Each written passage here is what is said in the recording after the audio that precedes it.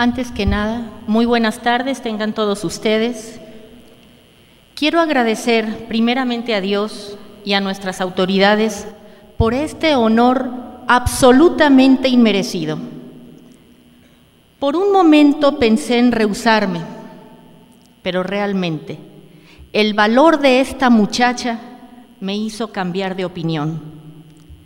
Así que con la misma plegaria con la que Santa Juana emprendía sus batallas, Jesús, María, con ella misma iniciamos esta humilde exposición.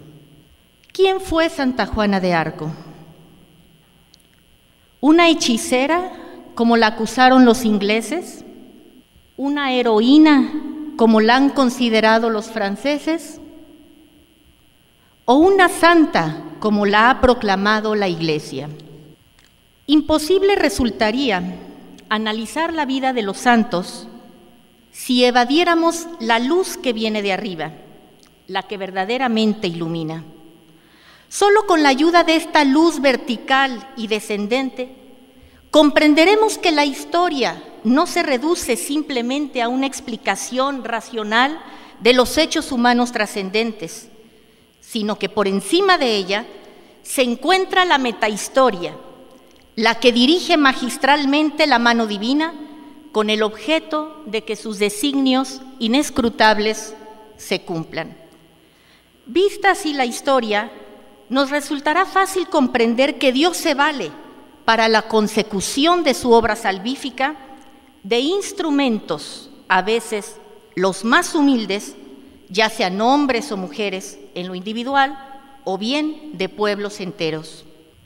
En la Europa cristiana del siglo XV, dividida y debilitada por fuertes intereses políticos, Dios quiso valerse de una muchacha inculta de 17 años para salvar a Francia del dominio inglés.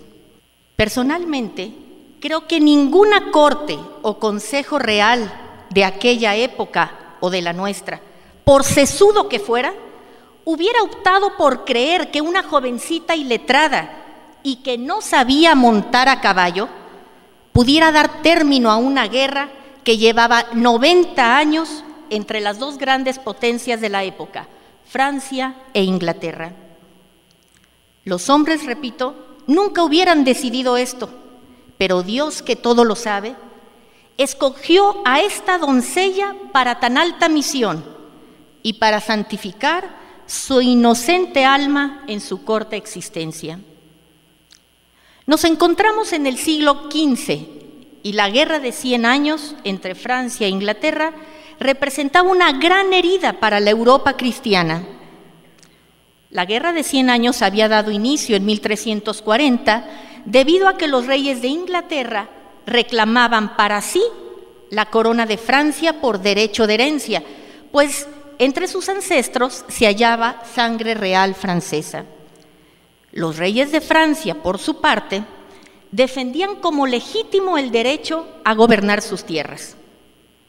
Largas, cruentas e inmemoriales batallas se habían librado entre franceses e ingleses durante décadas, cuando por un ignominioso tratado, el de Troyes, en 1420, firmado por la propia reina madre de Francia, Isabel de Baviera, aceptó que los reyes de Inglaterra fueran también los reyes de Francia. Digo que ese tratado fue ignominioso porque la libertina reina de Francia desconocía a su propio hijo heredero como verdadero delfín, por considerarlo bastardo.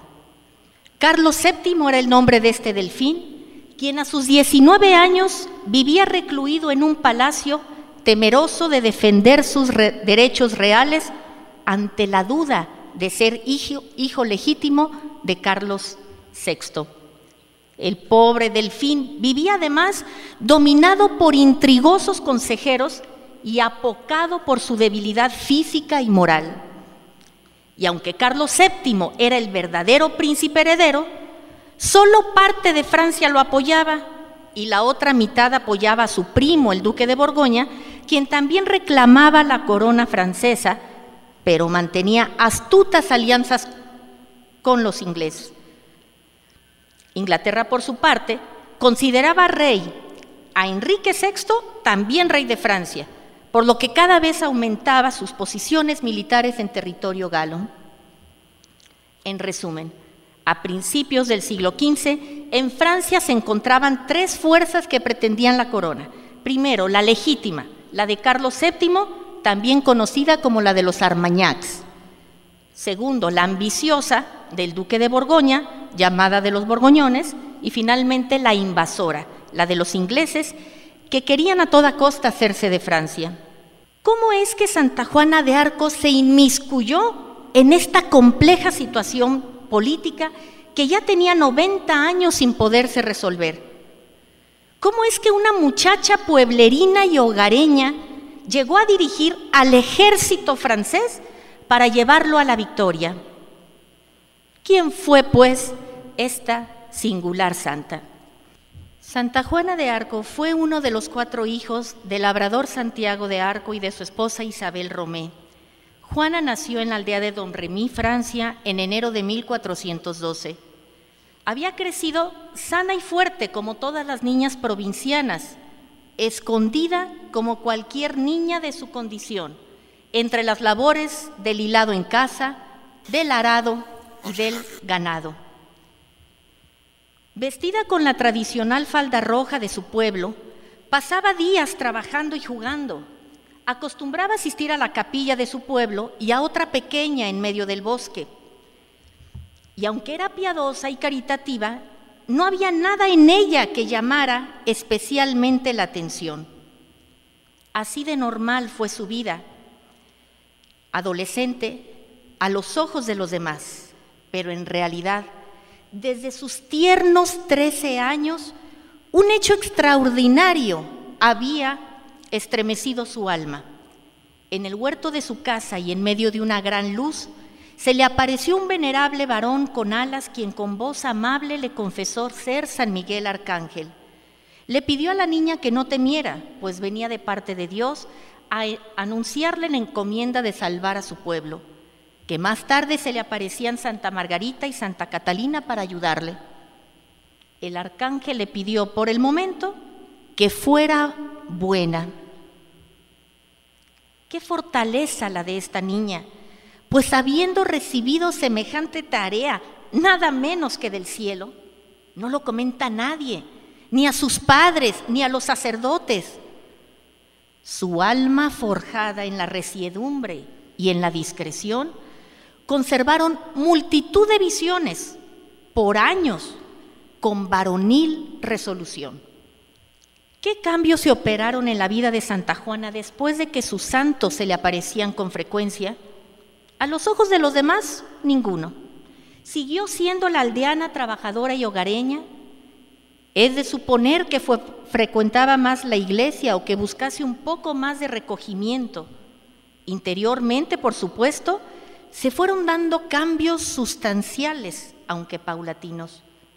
Pareciera que Dios hubiese querido preparar la inocente alma de Juana para la gran misión a la que la tenía destinada. Durante 3 años sus santos se le aparecen continuamente para animarla y fortalecerla. Por el tiempo de las primeras apariciones, Santa Juana había prometido a Dios su virginidad. Esta promesa de conservarse pura para Dios será decisiva en la sentencia que dictaron sus jueces antes de morir. Así transcurrió la vida de esta joven, de los 13 a los 16 años, normal a los ojos de Dios, a los ojos del mundo, sobrenatural a los ojos de Dios. A los 16 años y medio, las voces del cielo se hicieron más insistentes y le urgían a Santa Juana iniciar con la encomienda divina, que consistía primordialmente en rescatar al delfín Carlos y hacerlo coronar, como a todos los reyes, en la catedral de Reims. La hora de Santa Juana había llegado.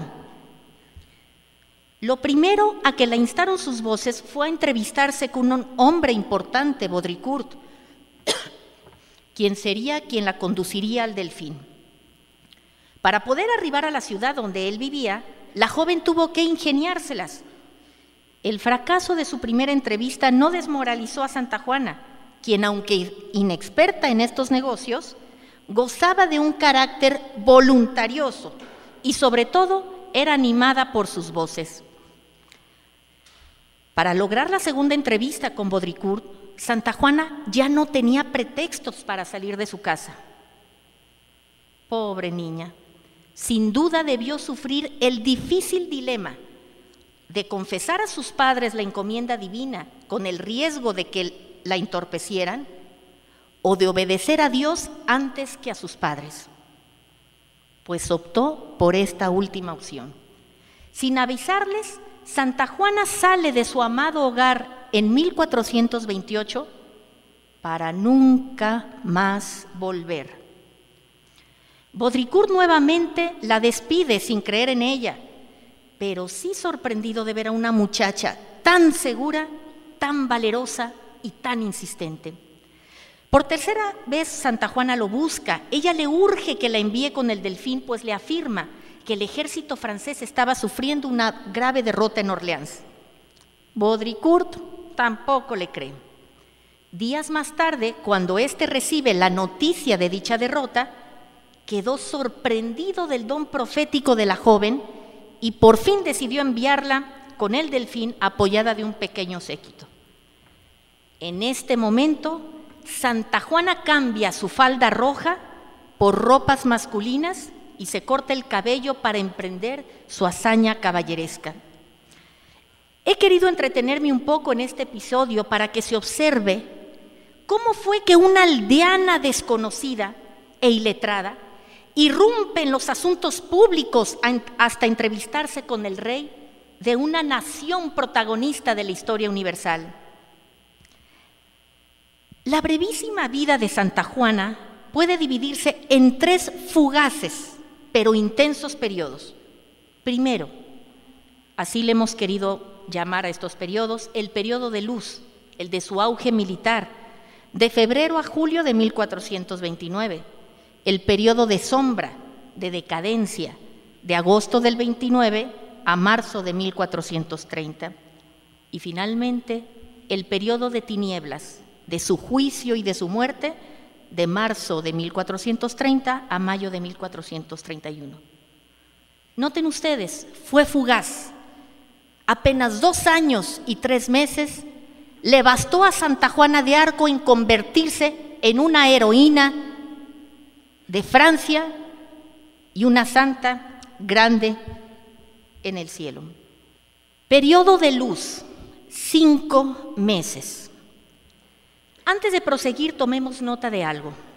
Desde el momento en que Santa Juana de Arco emprendió su hazaña, podemos constatar que la mano de Dios siempre estuvo dirigiéndola, ya sea inspirándole decisiones o profecías, animándola en las adversidades, ya sosteniéndola en la fidelidad de sus órdenes, a sus órdenes.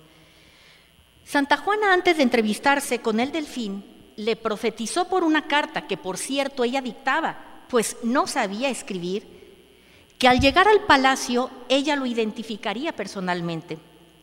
En el palacio de Chinon, cuando el Delfín se dispone a recibir por primera vez a Santa Juana, éste se escondió entre sus cortesanos, vestido como uno de ellos, con el objeto de probar a la flamante profetisa. Santa Juana entra en la sala, desconoce al que estaba sentado en el trono y se dirige entre los cortesanos. Ya frente al Delfín le hace reverencia. Este niega hacerlo. Ella nuevamente se inclina ante él. Ante el asombro del Delfín y de sus invitados, Santa Juana empieza a ser considerada como una muchacha singularmente inspirada.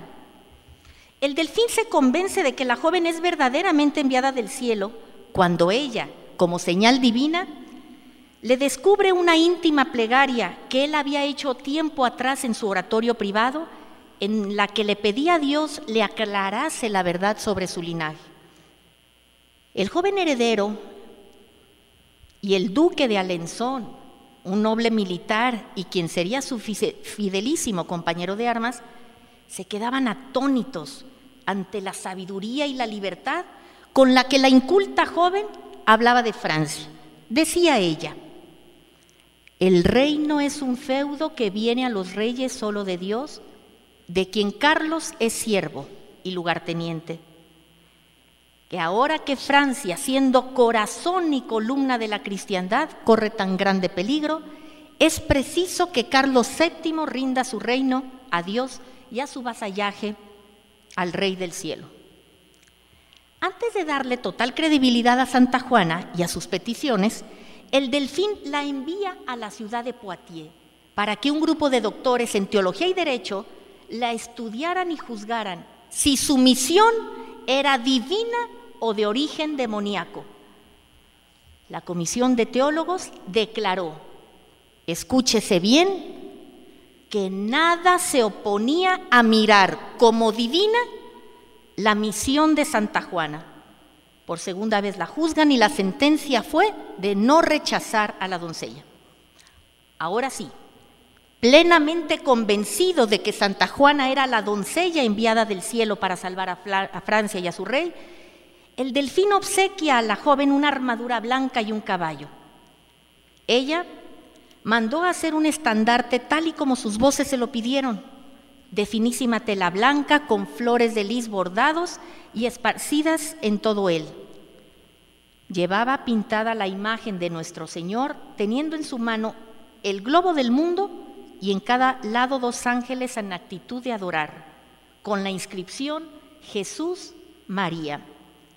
Este hermoso estandarte será un elemento clave en las victorias de Santa Juana de Arco, pues durante las batallas ejercía un poderoso estímulo sobre los franceses, quienes ya enardecidos ganaban la plaza una vez que la doncella tocaba con su estandarte las murallas del enemigo. Santa Juana había aceptado portar todo el equipo militar que el Delfín le había obsequiado, menos la espada, porque sus voces le habían dicho que debía portar una espada especial, por cierto, no para matar, sino como señal de autoridad. Santa Juana mandó que escarbasen cerca del altar del templo de Santa Catalina de Fierbois, pues ahí se encontraría la espada grabada con 5 cruces.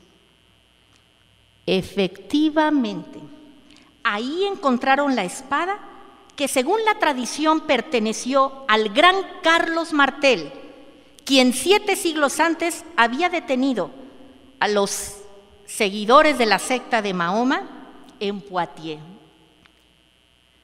Aún no ganaba batalla Santa Juana y ya era reconocida y afamada por sus dones proféticos.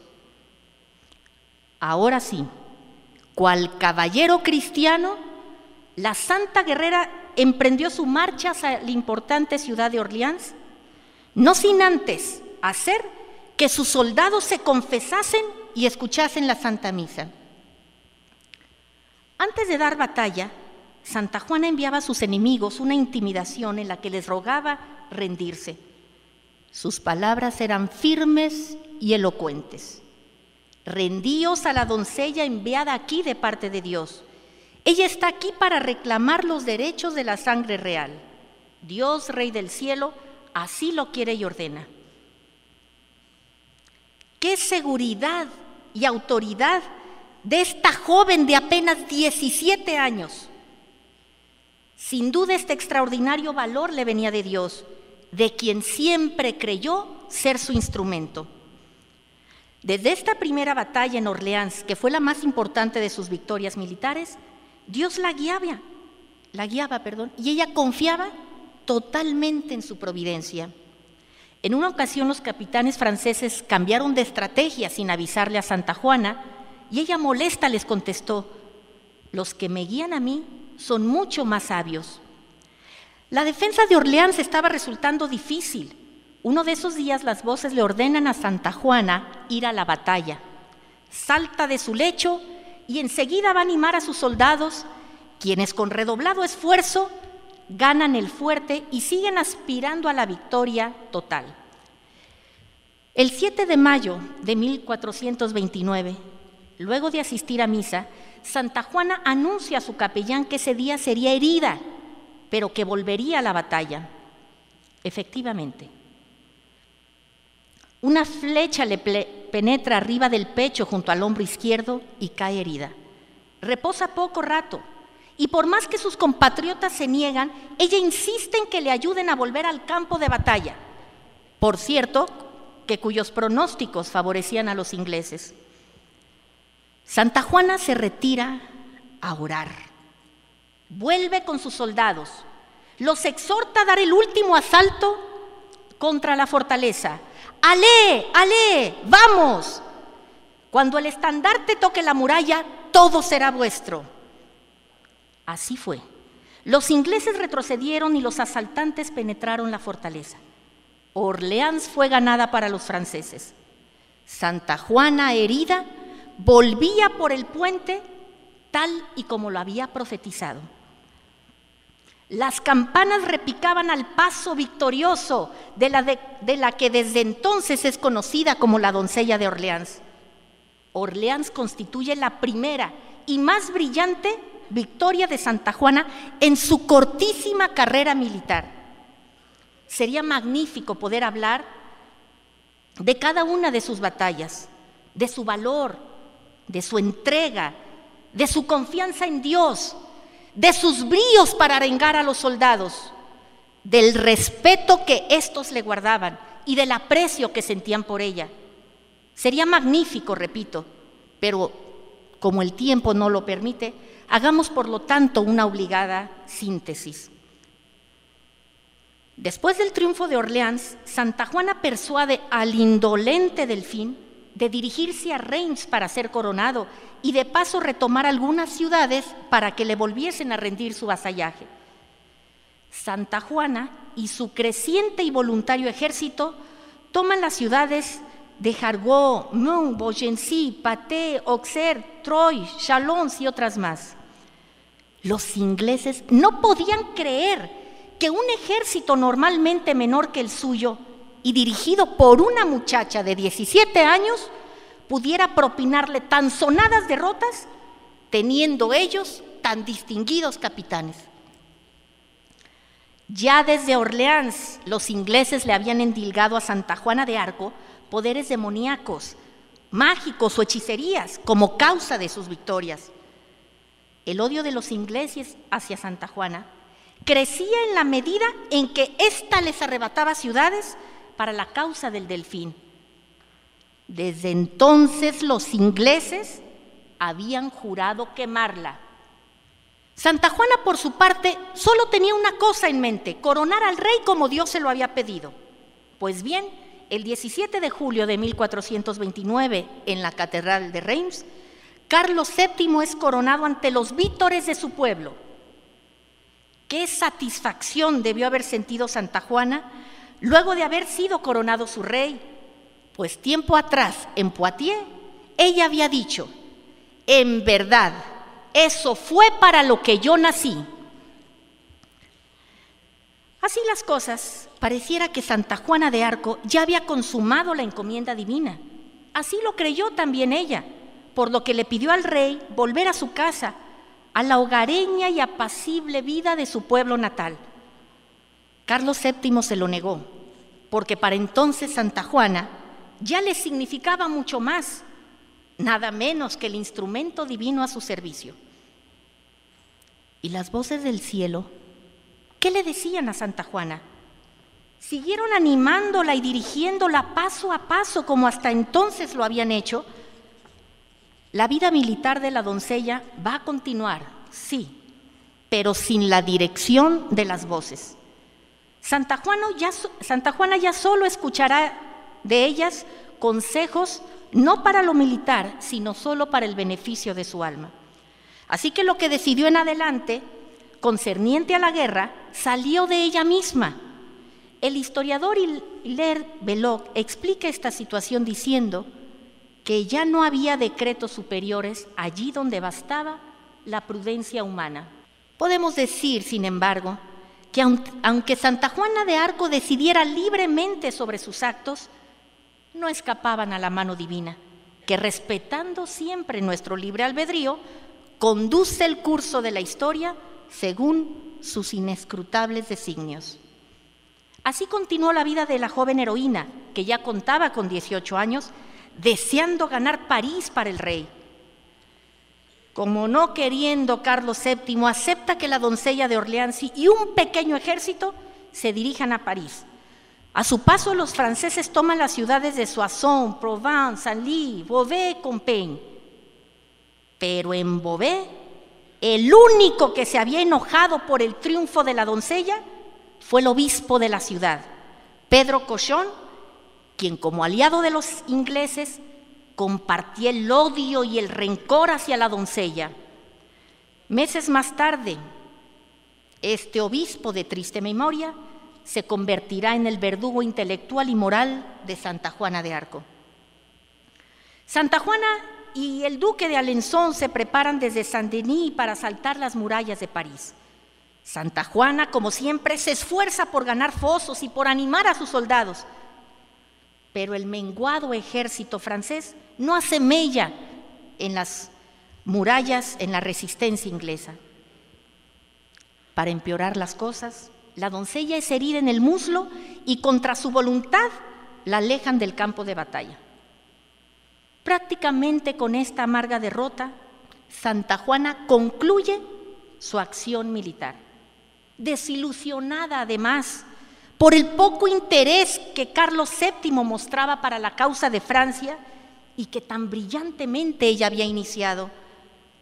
A manera de despedida, Santa Juana de Arco coloca providencialmente su blanca armadura sobre el altar del monasterio de Saint-Denis. Digo providencialmente porque allí yacen no solo los restos de los reyes, sino también valiosos objetos de los protagonistas de la historia del reino de la flor de lis. En el otoño de 1429, el apasionado y juvenil corazón de Santa Juana no pudo contenerse más. Al darse cuenta de que los habitantes de Compiègne habían sido nuevamente subyugados por los borgoñones, Santa Juana y unos cuantos soldados salen a socorrerlos. Para sorpresa de la doncella, los borgoñones están reforzados por los ingleses, por lo que se ven obligados a retroceder. En medio de la confusión, Santa Juana es tomada prisionera. Ahora sí, comienza el periodo de tinieblas. 14 meses, un mes más de los brevísimos 13 meses de su auge militar y el de sombra. ¿Cuántas cosas no pasaron por la mente de Santa Juana? Quizá le animaba el que sus voces ya le habían anunciado que sería hecho prisionera, aunque no le dijeron el día y la hora. Quizá la confianza en sus santos le hizo pensar que ellos la rescatarían. Pobre Santa Juana, no se imaginaba que apenas empezaría su Vía Crucis y que su calvario estaba cerca. Ahora dará comienzo el periodo de las tinieblas en la vida de la doncella de Orleans. Y digo tinieblas no por desaciertos de Santa Juana, sino porque había de llegar la hora del poder de las tinieblas, en donde Satanás, valiéndose de hombres perversos, va a descargar toda su rabia en contra de una virgen que se atrevió a reconquistar el suelo francés para Dios. Este periodo negro se extiende por 14 meses, tiempo en que Santa Juana sufre su cautiverio, su juicio y su muerte. Por varios meses Santa Juana estuvo recluida en varios palacios. La inquieta calma en la que la doncella vivía se vio interrumpida cuando supo que los intentos de los ingleses por comprarla se había concretado en el momento en que el obispo Pedro Cauchon, aliado de los ingleses, pagó 20,000 libras esterlinas al señor de Luxemburgo por la codiciada presa. Fue tal el pavor que nuestra santa sintió al imaginarse en manos de sus acérrimos enemigos que desesperadamente intentó escaparse. Sin embargo, sus voces le pedían soportarlo todo. Días más tarde, a finales de 1430, Santa Juana se encontraba por fin, para los ingleses, en su ciudad de Rouen, en medio de sus enemigos, quienes se frotaban las manos con malévola sonrisa. La nueva prisión de Santa Juana y la última de su vida era una estrecha torre en la que estaba encadenada por el cuello, por las manos y los pies, y custodiada, mejor dicho, amenazada por 5 soldados, de los cuales 3 dormían en su aposento. Debido a la impudicia de estos rufianes que de día y de noche la insultaban con sus groserías, fue que Santa Juana de Arco no quiso vestirse más de mujer, para que su virginidad, prometida a Dios desde los 13 años, no sufriera menoscabo. Por supuesto que esta prisión era absolutamente indigna para una mujer, pues si, como decían sus jueces, se trataba de un proceso eclesiástico, Santa Juana debió haber sido encarcelada en una prisión de la iglesia reservada para mujeres y atendida por mujeres. Pero Cochon, quien era servil del regente inglés, infringió alevosamente esta regla, pues lo que le interesaba no era la integridad física y moral de su prisionera, sino lo contrario, hundirla y quemarla. El proceso eclesiástico se inició en enero de 1431 y duraría 5 largos meses. Digo eclesiástico entre comillas, porque lo que menos tenía era un cariz religioso. El único móvil de este inicuo proceso era el político, la venganza de Inglaterra altiva que había sido humillada por una aldeana francesa. Además, condenándola por hechicería, desprestigiarían de golpe la causa de Carlos VII y así lo derrotarían fácilmente. Claro que este móvil no podía presentarse tan descaradamente, había que disfrazarlo de religioso para aparentar bondad y justicia, pero en realidad este proceso que llaman indignamente inquisitorial y que fue apoyado por la Universidad de París, resultó tan perverso que ni para propios ni extraños, ni entonces ni hoy, hay modo de justificarlo. La maldad del tribunal que siempre dirigió Pedro Cochon, oculta y públicamente, se evidenció porque muchos de los jueces estaban subyugados o sobornados por el propio Cochon, y el que se atrevía a disentir de él sufría persecución. ¿Sabían ustedes que el confesor, que dolosamente se ganó la confianza de la doncella, reveló secretos de confesión y aceptó a otros escucharla por un agujero en la prisión? Además, nunca le ofrecieron un abogado imparcial. Esto es por mencionar algunas de las felonías realizadas contra ella. La propia autora inglesa Sackville West llama a este tribunal como vil e insidiosa manada que mostraba sus colmillos.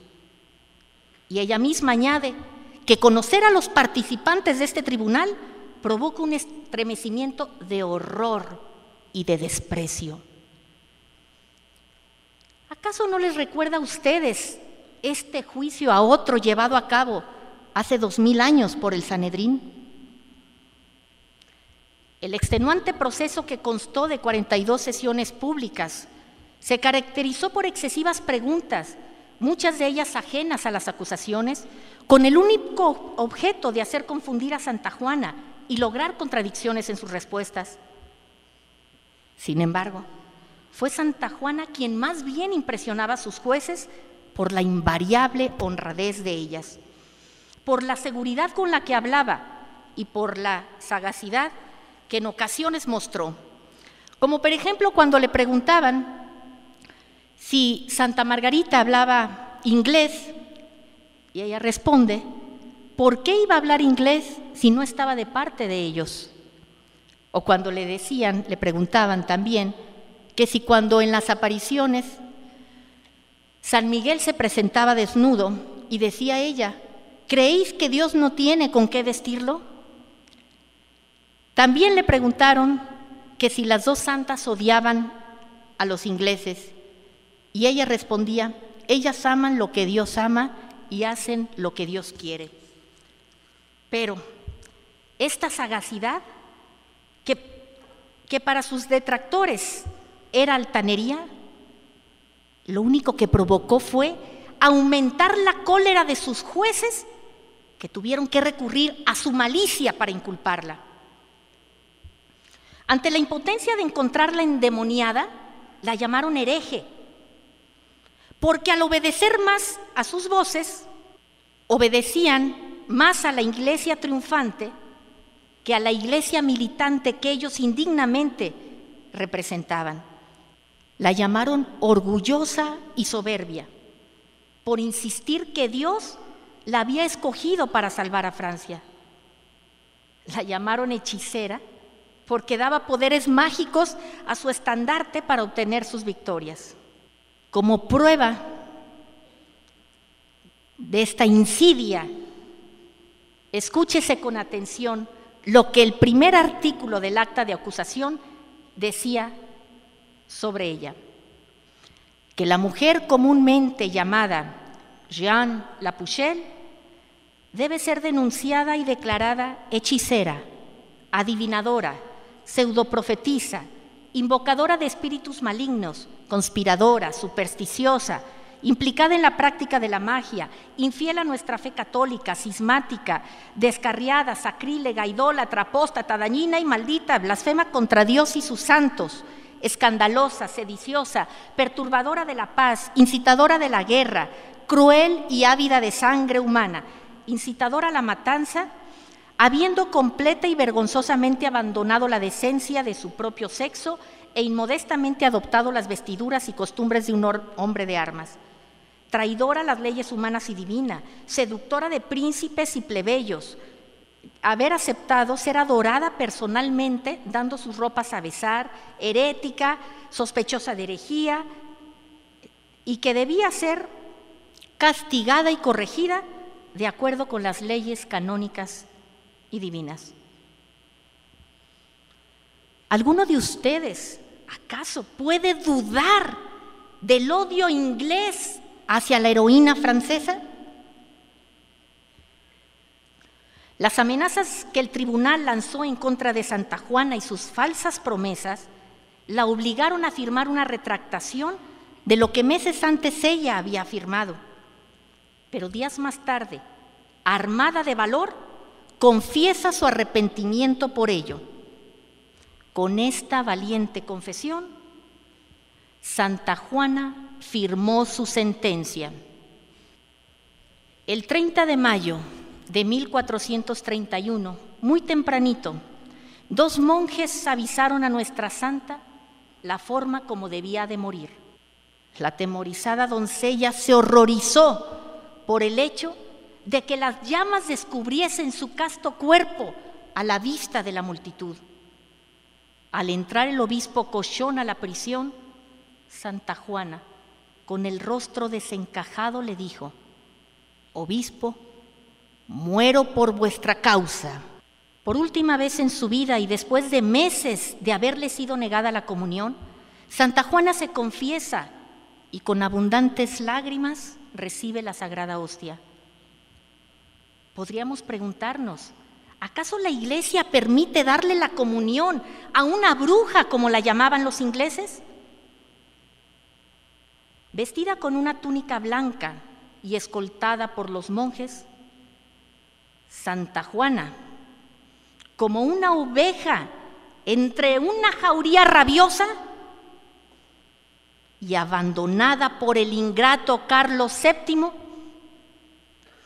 arriba a la plaza del mercado, que ha sido dispuesta con 3 tablados para su suplicio. En uno se encuentran sus inicuos jueces, ansiosos por verla crujir. En otro la curia, pidiendo por el alma de la que han tildado de hereje. Y en otro se levanta la pira para la víctima que será inmolada. Santa Juana cae de rodillas y ora en voz alta: pide misas y oraciones, ruega que le perdonen por sus faltas y perdona a todos los que la ofendieron. Aún se da tiempo para defender a su apreciado e ingrato rey.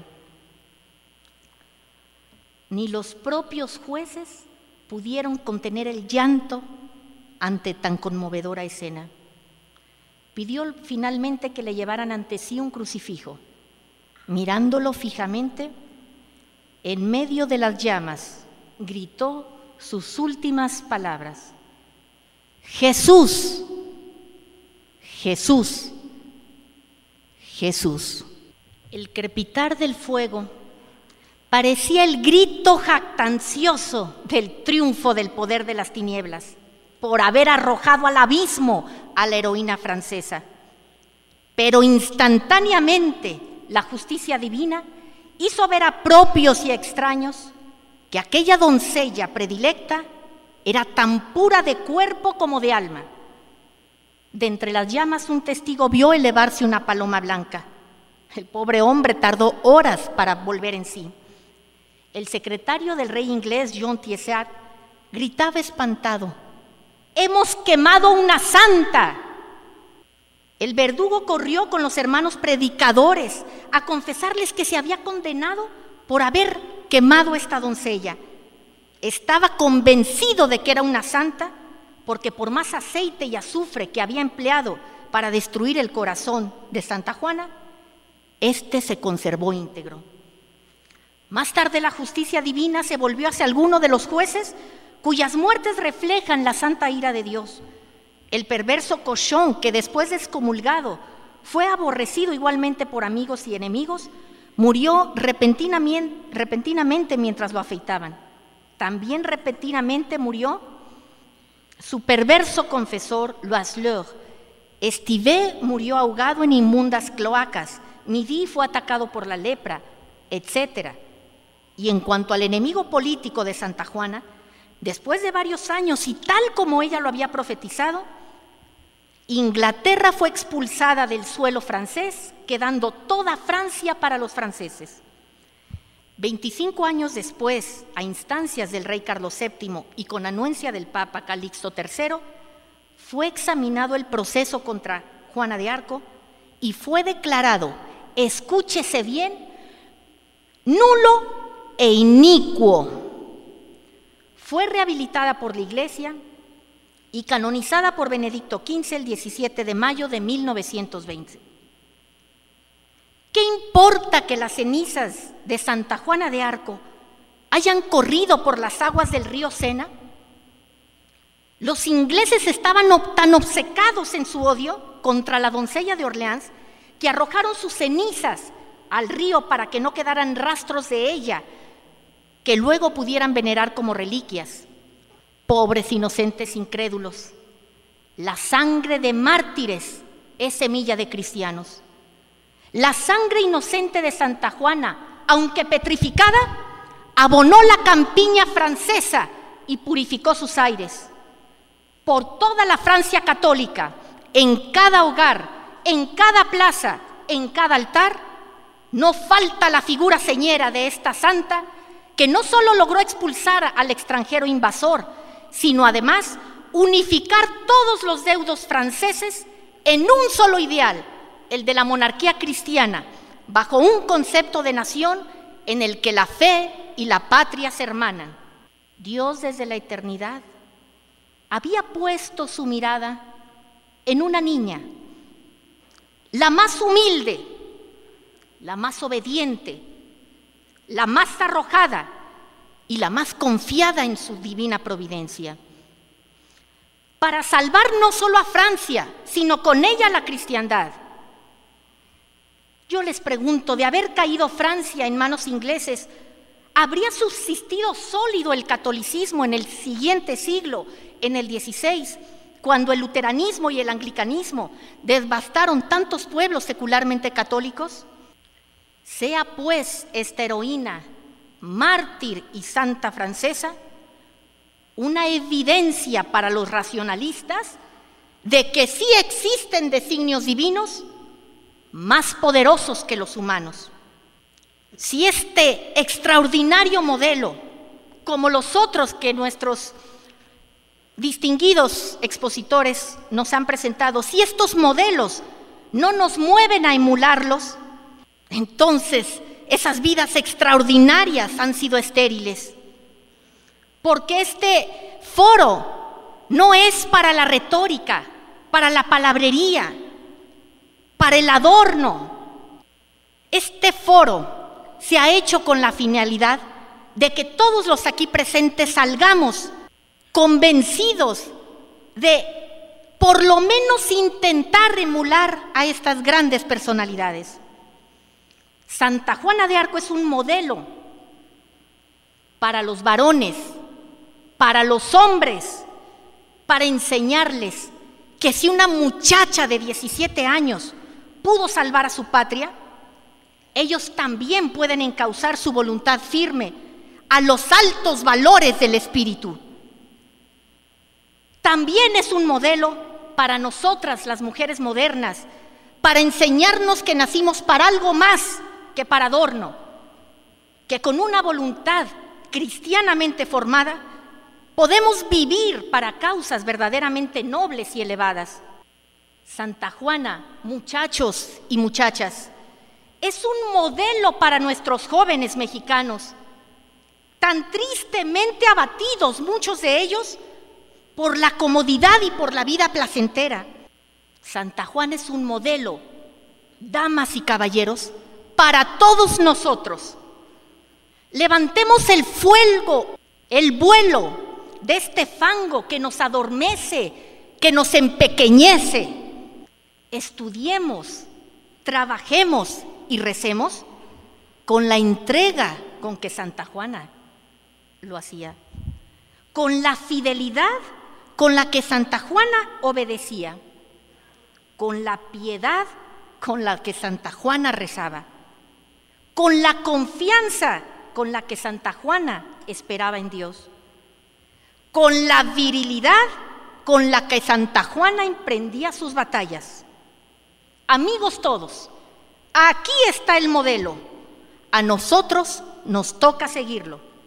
Siempre guerreros, cristianos guerreros, santos guerreros. Santa Juana de Arco, rogad por nosotros.